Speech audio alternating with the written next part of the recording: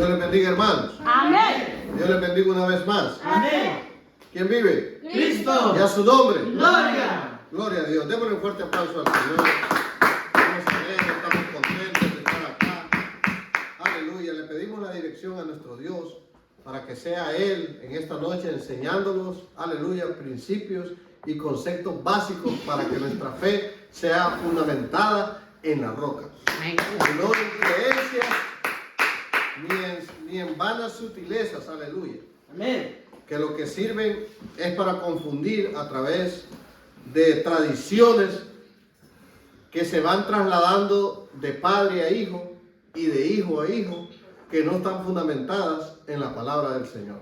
Amén. Amén. Amén. Aleluya. Quiero que abran sus Biblias, queridos hermanos, en el libro de Juan, y lo vayamos al capítulo 5.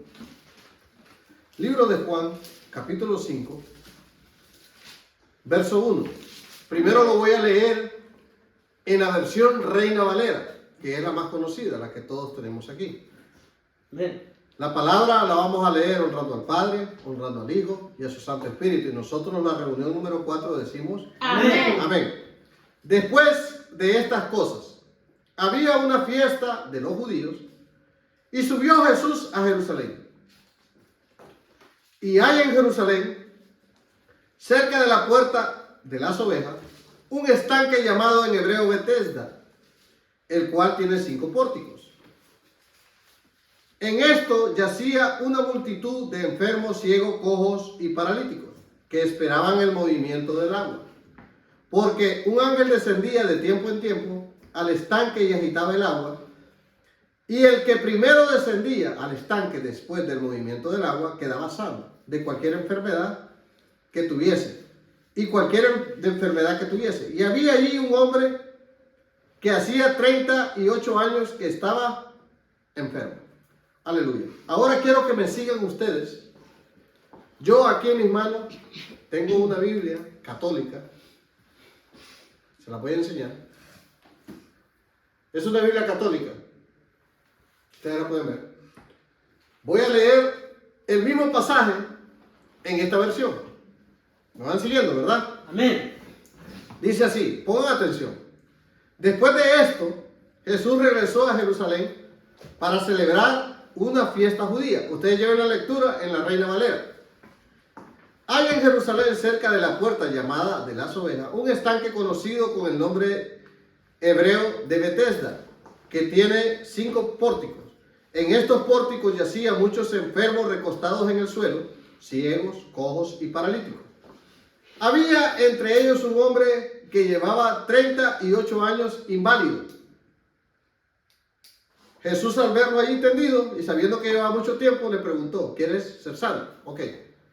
Ahora les voy a leer. Si ustedes captan lo que les quiero decir, ya se dieron cuenta de una diferencia entre la Reina Valera y la Biblia católica. Amén. Amén.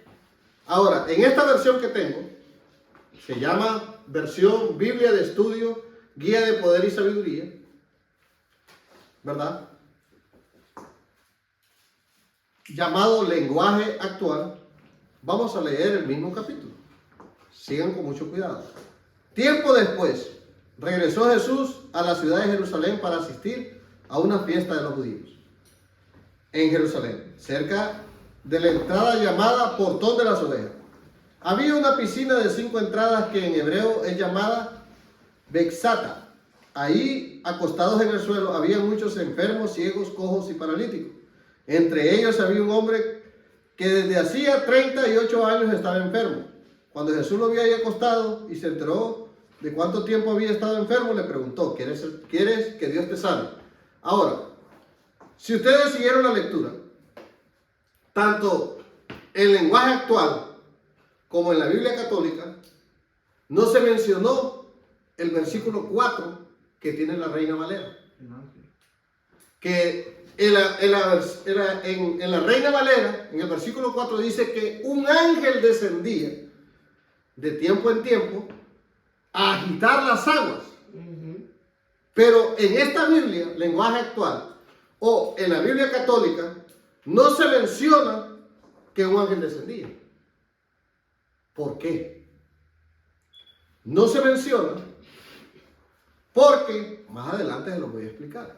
Ahorita vamos a entrar en lo que es el mensaje. Vamos a ir de la A a la Z. Gloria a Cristo, aleluya. Aleluya. Amén. Vamos a seguir, aleluya, con la Reina Valera, ¿verdad? Disculpen.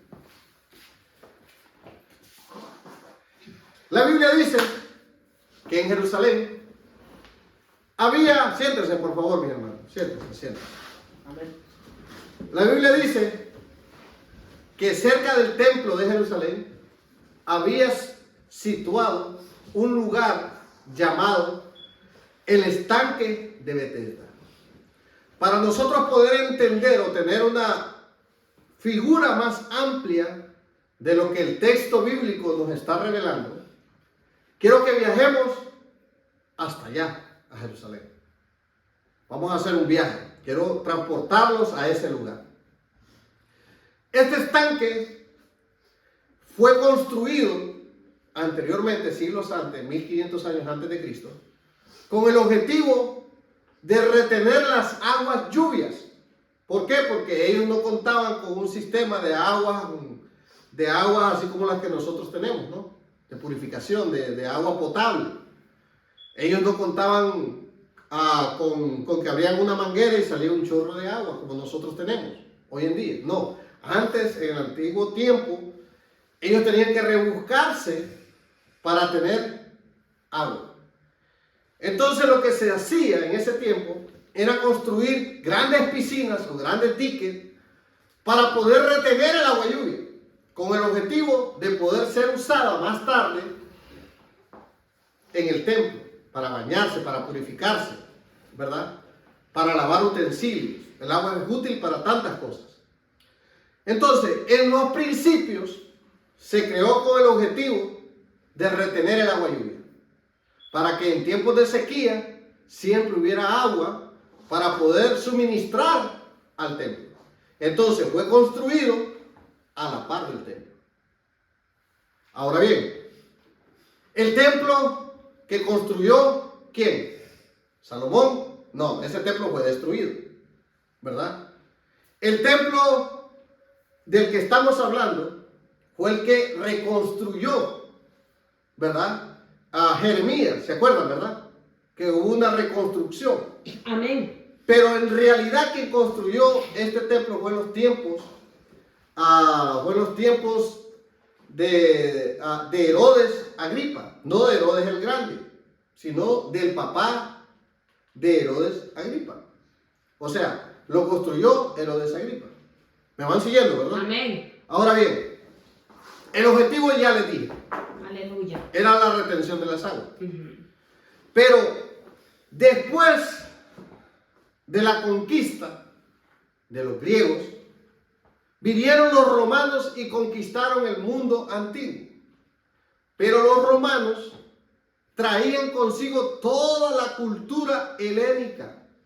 Cuando les hablo de la cultura helénica, les estoy hablando de todo ese paganismo de adoración a los dioses. En ese tiempo existía un dios o una adoración a una deidad que se llamaba Esculapio o Esculapio, así se llamaba, al cual se le atribuían las sanidades a través de las aguas. Entonces, se creó un mito alrededor de estas aguas o alrededor de esta piscina llamada Betesda, de que tenía poderes curativos y que cualquiera que fuera la enfermedad, este dios Esculapio tenía el poder para sanar. Y se pasó de abuelo a nieto y de padre a hijo. Y se creó un mito alrededor de esta piscina. Ahora bien, cuando Jesús iba al templo, siempre que iba al templo, era inevitable de que él mirara la fila de personas cerca del estanque, esperando el movimiento del agua, para ser sanados. Había una gran fila de personas allí, cimentados ahí, esperando su milagro. ¿Por qué? Porque había sido traspasado de generación en generación el mito, y vuelvo a repetir, porque no era literalmente que un ángel descendiera del cielo, sino que era un mito pagano.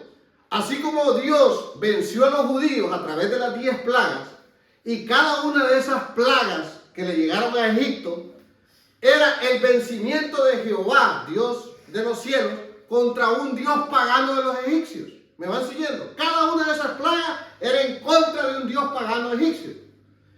Y Dios prevaleció contra cada uno de esos dioses. Ahora, Jesús tenía que prevalecer ante este paganismo. Jesús llega a este lugar llamado Betesda. Aleluya.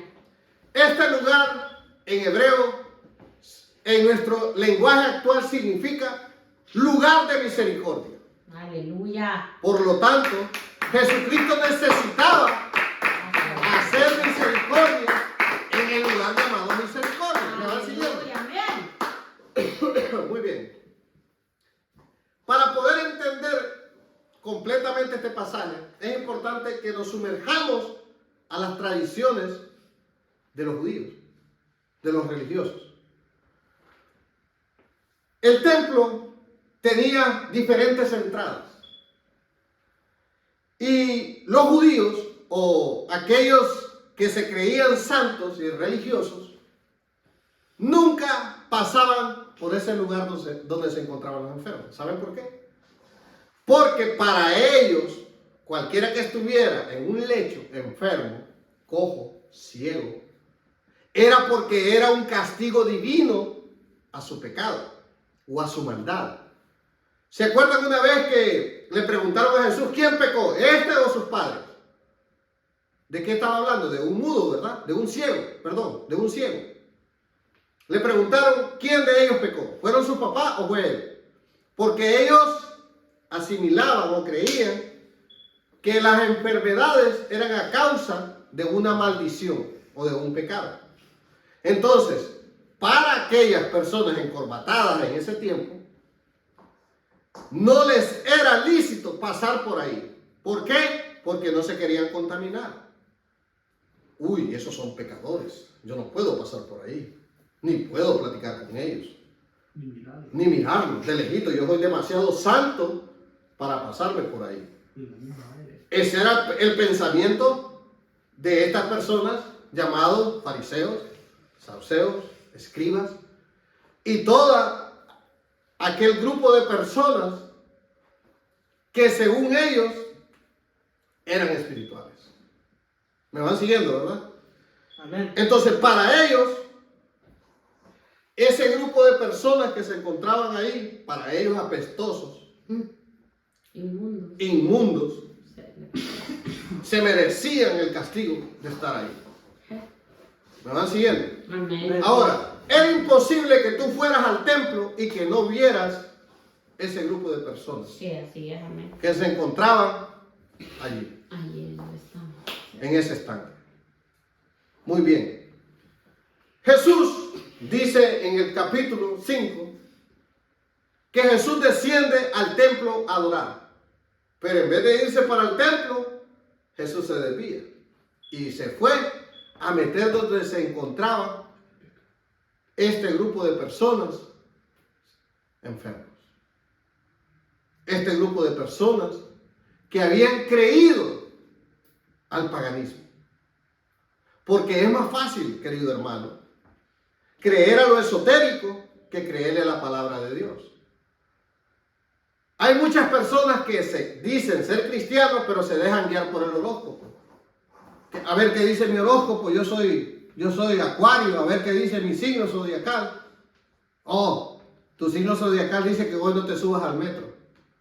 Entonces hoy me voy a ir caminando porque no me puedo subir al metro. Y creemos más a esas cosas esotéricas que a la palabra de Dios. Oh, yo no puedo pasarme por debajo de una escalera. Oh, yo no puedo ver un gato negro. O yo no me puedo rentar un apartamento que tenga el número 13.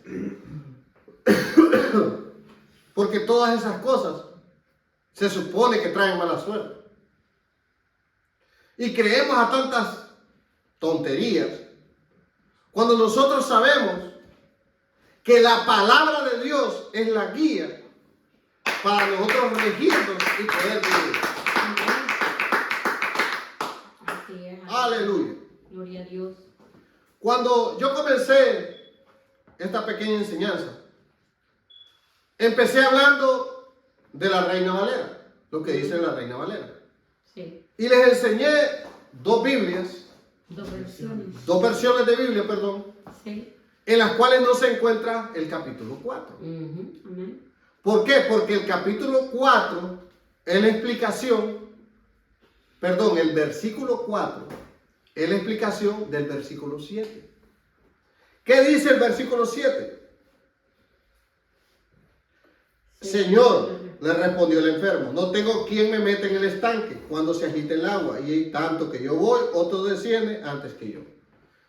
Entonces, estas personas creían en el poder curativo del movimiento del agua. Que cuando el agua se movía, uy, vamos, porque hoy sí voy a ser sano. ¿Verdad?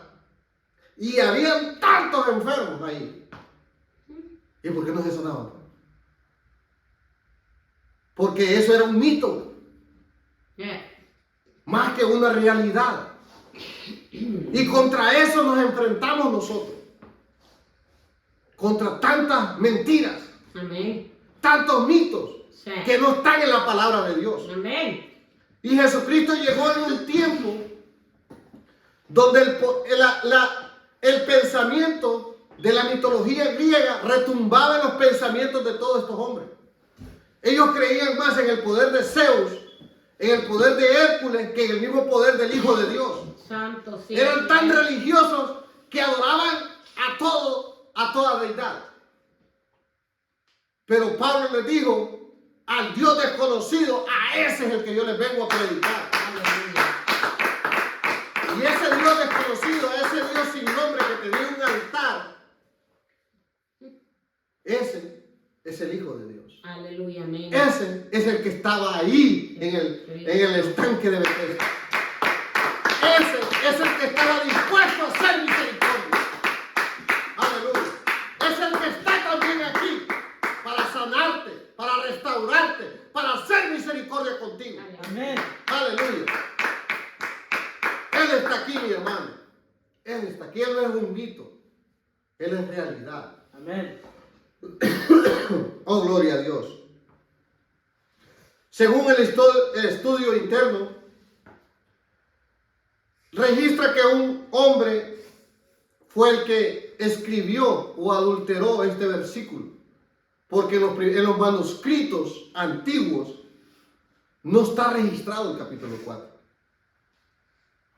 Sabemos cómo llegó la Biblia hasta nuestras manos. Muy buena pregunta, hermano. Nuestra Biblia fue de manuscrito en manuscrito hasta llegar a la quinta copia, que es la que nosotros tenemos, o sea, la 14 copia del original. Sí. Es la que nosotros tenemos. Así es. Amén. ¿Me van siguiendo? Amén. Y de esa a la 15 copia, es a la que se tradujo al latín. Y del latín al alemán. Y del alemán al inglés. Y del inglés al español. Y es la que hoy nosotros tenemos aquí conocida como Reina Valera. Aleluya. Amén. ¿Sí me explico? Amén. Ahora, en las primeras copias más antiguas de la quinta, no se encuentra el versículo 4.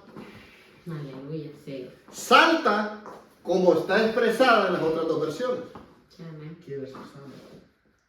Salta del versículo 3, donde dice que yacían o se encontraban un montón de enfermos acostados, paralíticos, enfermos, cojos, en el suelo. Y salta donde dice, y había un hombre allí que hacía 38 años que estaba enfermo. 38 años tenía. De estar postrado, de estar tirado ahí. Jesús se acerca a él cuando Jesús lo había acostado y supo. Esto me hace a mí pensar que Jesús indagó, porque no lo sabía al principio, y supo. ¿Cómo lo llegó a saber? Platicando con todos los demás. ¿Qué haces aquí? No, que vengo a ver si se mueven las aguas para ver si soy sano. ¿Y cuánto tiempo llevas acá? Ya tengo una semana, pero yo no soy tanto. Aquel lleva 3 años. Y se fue para donde el otro. Y tú, no, yo quiero ser sanado de la lepra. Y tú, no, yo quiero ser sanado de un dolor de cabeza. Y tú. Y hasta que llegó y que le dijeron, aquel hombre que se encuentra allá, tiene 38 años de estar aquí. Cuando Jesús llegó en ese tiempo al estanque de Betesda, Jesús andaba entre los 30 a 31 años. Sí. Y este hombre tenía 38. 38 años de estar ahí. Nació primero. En otras palabras, no había nacido Jesús y ese hombre ya estaba ahí. Ya estaba ahí. Desde pequeño, sí. Cuando Jesucristo, a los 12 años, ¿se acuerdan cuando se les perdió a sus padres? Amén. Y fue al templo, Tenía tenía 12 años, ese hombre ya estaba ahí, en el templo. Ya lo había visto. Ya lo había visto. Porque era imposible ir al templo sin antes toparse el estanque de Betesda. O sea, era del conocimiento de Jesús que se encontraba un lugar donde yacían los enfermos. Sí. Y Jesucristo no solo una vez había subido al templo, sino que había subido múltiples veces al templo a adorar. Y siempre que había subido al templo, había visto a aquel hombre postrado en su lecho. O sea que no era nuevo para Jesús. Jesús le pregunta y le dice, ¿quieres ser sano? El hombre le responde sin saber quién es el que le está preguntando. Señor, le respondió, no tengo quien me meta en el estanque. Jesús no le está preguntando, ¿quieres que te meta al estanque? O ¿cómo piensas ser sano? Porque yo me pregunto, un hombre que se encuentra 38 años en un lecho, era un hombre que sus pies y sus manos estaban debilitados. Se encontraba flaco, flaquito, se encontraba sin familia, sin amigos. Porque aquel enfermo que tenía amigos, ¿qué fueron lo que hicieron los amigos? Rompieron el techo y lo bajaron. Ese tenía amigos. Pero este hombre no tenía amigos, porque dice, no tengo nadie que me meta al estanque. ¿Por qué? Porque de tanta insistencia en el estar en el estanque, ya había perdido a su mujer, ya había perdido a sus hijos, ya había perdido a sus amigos. Por tanta terquedad, a no quererse mover de ese lugar, todos lo habían abandonado. 38 años estancado. Se encontraba 38 años estancado. Se encontraba detenido. Se encontraba apestoso, sucio. Tremendo. Imagínense ese hombre. Ese hombre hacía sus necesidades ahí. Ese hombre apestaba, yedía. Sin embargo, Jesús se acercó a él. Hacemos lo mismo nosotros. Qué humildad la de nuestro Señor, ¿verdad? Imagínense ese hombre, visualícenlo. Ese hombre apestaba, barbudo, peludo, sucio. Ahí estaba ese hombre. Llovía, le caía el agua. Ese hombre se orinaba ahí. ¿Qué cosa, imagínense qué cosas hacía ese hombre ahí? Y no tenía nadie que le ayudara. Sin embargo, Jesús se le acerca y le dice, ¿quieres ser sano? Aleluya, gloria a Cristo. Amén. Gloria. Esta es una enseñanza poderosa de humildad, mi hermano. ¿Por qué? Porque nosotros muchas veces solo nos acercamos a darle la mano al que trae una rica loción. Sí. Pero aquella persona humilde, aquella persona que no tiene dinero, ¿será que nosotros lo miramos igual? Amén, claro que sí. Nos acercamos a darle la mano, Amén, así es. nos acercamos a darle una palabra, Gloria a Jesús, aleluya. o somos como estos religiosos que enseñaban la palabra de Dios, pero que con sus acciones demostraban que no estaba Dios en el corazón de ellos. Porque con tu corazón tienes que demostrar que existe la piedad y que existe el amor de Dios para ti. Así es, amén. Y en esto se manifiesta el amor de Dios, que Él nos amó primero para que nosotros amáramos a los hermanos. Así es. Oh, gloria a Dios. Jesús le contesta y le dice, levántate, toma tu lecho y anda. Imagínense un hombre con sus pies y sus manos tullidas, que para poderse parar, ¿qué tiene que pasar primero? Tiene que agarrar fuerza. Amén. Y apoyarse en algo, sí. ¿Verdad que sí? Así es, amén. Entonces, desde que Jesús está con él, ese hombre empezó a sentir en su espíritu que su carne estaba volviendo y estaba agarrando fuerza. Aleluya. Porque en el poder de las palabras de Jesús estaba el poder. Aleluya. No fue que Jesús le dijo en 3 semanas te vas a levantar. No, le dijo levántate. Toma tu lecho. Levántate. Amén. En ese momento surgió algo interno de adentro hacia afuera. Amén. En donde cuando el espíritu o el cuerpo escuchaban las palabras de Jesús, se iban fortaleciendo. Iban agarrando músculo, agarrando carne, agarrando fuerza, de tal manera los huesos torcidos se iban enderezando. Aleluya. Y ese es el poder de la palabra de Dios. Aleluya. Sí, Señor. Que cuando nosotros escuchamos la palabra de Dios, lo torcido vuelve a enderezarse. Lo débil se vuelve fuerte. Aleluya. Amén. Oh, gloria a Dios. Aleluya. Cuando nosotros escuchamos la palabra de Dios, todas esas cadenas, todos esos lazos que te amarran y que te detienen, se tienen que romper. Aleluya. Porque la palabra de Jesús es poder. Aleluya. Amén. Y Jesús le dijo, levántate, Y aleluya. toma tu lecho y anda. Este hombre, después de estar con sus huesos torcidos, tullidos, débil, empezó a levantarse y a sentir una sensación de brincar, de adorar. Aleluya. Y si usted sigue leyendo la palabra, dice que al instante, aleluya, aquel hombre fue sanado. Sí, amén. Y tomó su lecho, o sea, tomó su camilla, se le echó al lomo y anduvo.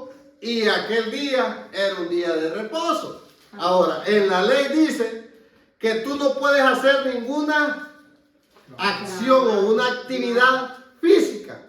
Entonces, todos los encopetados, los religiosos, se enojaron de ver a aquel hombre que andaba brincando con el lecho, gritando aleluya, aleluya, gloria a Dios. Y dijeron ellos, hey, este es mejor que estuviera allá, postrado. Porque nuestra ley dice que nadie puede andar cargando nada porque es una actividad física. Cuando lo que deberían de estar es dándole gloria a Dios por el milagro que están viendo sus ojos. Es dar gloria a Dios porque había sucedido misericordia en el lugar llamado misericordia. Oh, gloria a Dios. Cuando le preguntaron a este hombre, dice que le preguntaron, entonces los judíos le dijeron a aquel que había sido sanado, es día de reposo, no te es lícito llevar tu lecho. Él le respondió, el que me sanó, él mismo me dijo, toma tu lecho y anda. Entonces le preguntaron, ¿quién es el que te dijo esto? ¿Quién fue el que te sanó? Y aquel hombre no sabía ni cómo se llamaba el que lo había sanado. Dice, y el que había sido sanado no sabía quién fuese, porque Jesús se había apartado de la gente que estaba en aquel lugar. Después le halló Jesús en el templo y le dijo, mire, Jesús te sana, Jesús te busca, te liberta, te fortalece, te potenta. Aleluya. Y luego te vuelve a visitar. Aleluya. Porque fue Jesús por segunda vez que va hacia el paralítico. Da seguimiento. Le da seguimiento a la obra. Aleluya, hermana Yuli. Aleluya. Le da seguimiento. Amén. Pero ya en este seguimiento va la advertencia. Va el llamado de atención. Va y te dice, oye, pon atención, chico. Oye, atiéndeme, ven acá. Jesucristo le dice a este hombre, mira, has sido sanado. No peques más para que no te venga algo peor. Algo peor. Este hombre no dice que fue de nacimiento paralítico, ¿verdad que no lo dice? No. Según estas palabras que Jesús le está diciendo, para mí este hombre anda alrededor de los 50 años. Según como yo interpreto esta palabra. Y en esos más o menos 50 años, si fue 38 años, significa que tuvo una vida antes de ser paralítico. ¿Me van siguiendo? Amén. En donde tuvo una vida en donde él posiblemente fue un cajero de un banco, donde él posiblemente fue un agricultor, o posiblemente fue un soldado. Pero su misma rebelión contra Dios lo llevó a estar en el estado donde se encontraba. ¿Me van siguiendo? Sí, así es. Jesús le advierte y le dice, mira, ya fuiste sanado. Hoy puedes caminar, hoy puedes brincar, hoy puedes trabajar, hoy puedes hacer muchas cosas. ¿Verdad que sí? Ujú. Y le dice, y le da una advertencia, le dice, no peques más. Porque cuando Cristo nos sana, nos liberta, la Biblia enseña que nos saca del mundo de las tinieblas donde los tenía sumergidos Satanás, y que el Señor lo reprenda. Amén. Y nos traslada al mundo de la luz, al mundo donde podemos ser protegidos por el ángel de Jehová, al reino de los cielos. Y si nosotros voluntariamente queremos volver al reino de las tinieblas, el enemigo no nos va a dejar en paz, ni los va a dejar ilesos, los va a querer destruir. Yo lo comprendo.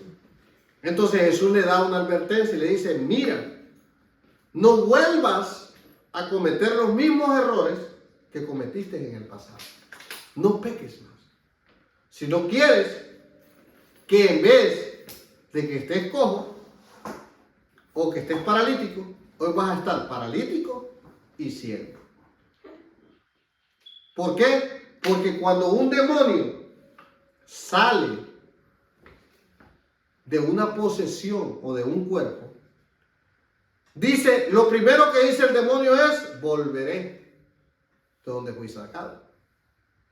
¿Verdad? Ujú. Pero la advertencia es que no regresa solo. Cierto. Regresa con 7 demonios más. Y dice que el estado postrero es peor que el primero. ¿Por qué? Porque dejó entrar fuerzas malignas a la vida de él. Así es. Entonces Jesús le da esta advertencia a este hombre. Le dice, mira, ya no andes creyendo en lo esotérico. Ya no vayas a que te lean la mano. Aleluya. Ya no vayas a que te tiren las cartas. Amén. Mira, apártate del mal. Apártate de Gloria. jugar la ouija. Sí, Señor, que el Señor lo reprenda. Apártate de todas esas cosas. Sí, amén. Porque si no lo haces, te vendrá algo peor. Uy, Señor, líbranos de todo mal. Y lo peor que le puede pasar al ser humano, ¿saben qué es? Es perder su alma. Amén. De nada sirve. De nada sirve si pierdes tu alma. Así que el consejo de esta noche es a no creer en lo esotérico, a no creer en las tradiciones, a no creer en lo que dicen por allá. Hay que creer a lo que dice la palabra de Dios. Amén. Hay que creer a aquello que nos es revelado del cielo a través de la boca de nuestro Señor Jesucristo. A Él sea la gloria, a Él sea la honra. Dios me lo bendiga, hermano, y espero que sea de bendición para su vida. Aleluya. Aleluya. Amén.